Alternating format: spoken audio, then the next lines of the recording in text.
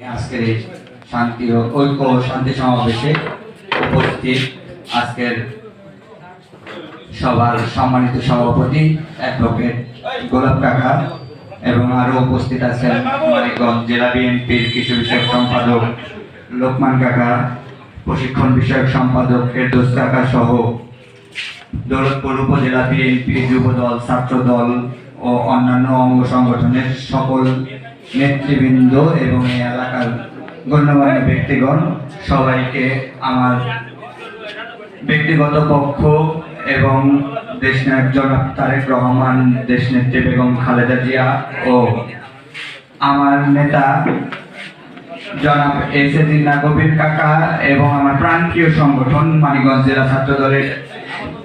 জেলা ছাত্রদলের পক্ষ থেকে সংগ্রামী শুভেচ্ছা ও অভিনন্দন জানাই। এখানে বক্তব্য দেওয়ার কিছু নেই, আপনারা সবাই পরিচিত।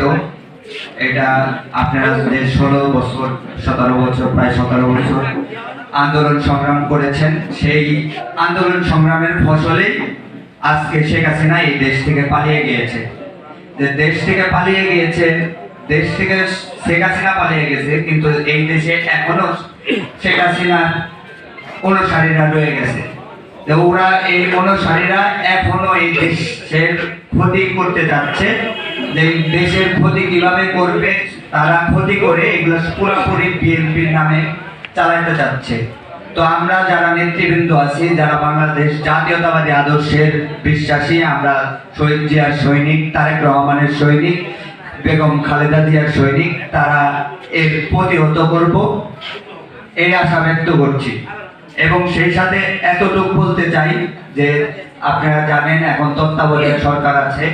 তত্ত্বাবধায়ক সরকার একটা সুষ্ঠু নির্বাচন দিবে, আমরা আশা করছি যে সেই নির্বাচনে, আগামী যে নির্বাচন হবে সেই সুষ্ঠু নির্বাচনে দেশনায়ক জনাব তারেক রহমানের নেতৃত্বে বাংলাদেশ জাতীয়তাবাদী দল অংশগ্রহণ করবে এবং মানিকগঞ্জ 1 দৌলতপুর শিবালয়ে আমাদের নেতা জনাব এস.এ. জিন্না কবির কাকাকে মনোনীত করবে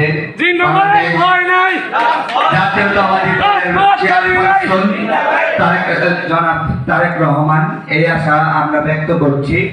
আর আমাদের দায়িত্ব এতটুকু যে যেভাবে দেশনায়ক তারেক রহমান আমাদের নেতাকে মনোনীত করবে, আর আপনাদের দায়িত্ব তাকে সঠিক তাকে সর্বোচ্চ ভোট দিয়ে নির্বাচিত করে সংসদে তাকে পাঠাবেন, এই আশা ব্যক্ত করে আমি আমার সংক্ষিপ্ত বক্তব্য শেষ করছি।